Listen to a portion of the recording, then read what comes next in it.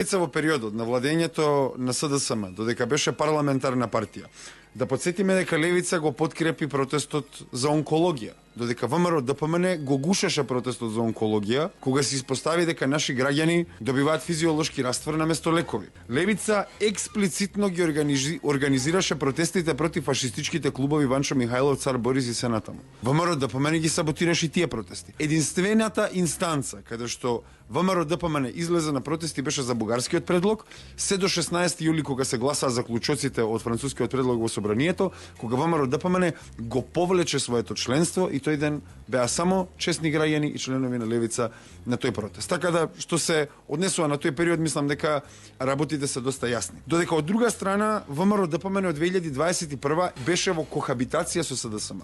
ВМРО ДПМН сака да ја продаде приказната дека тие се на власт година дена, но не. Тие се на власт од 2021 година. Ги имаат единиците за локална самоуправа. Единиците за локална самоуправа кои ги доведоа во страшни минуси.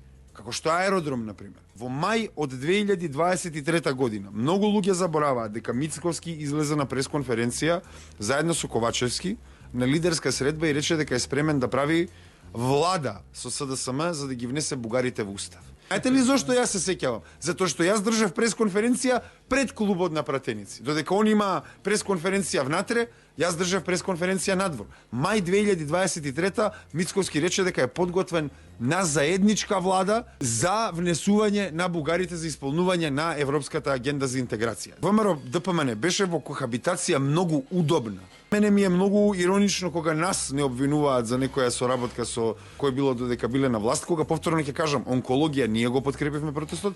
ВМРО ДПМН повеќе го саботираше отколку СДСМ во тој период.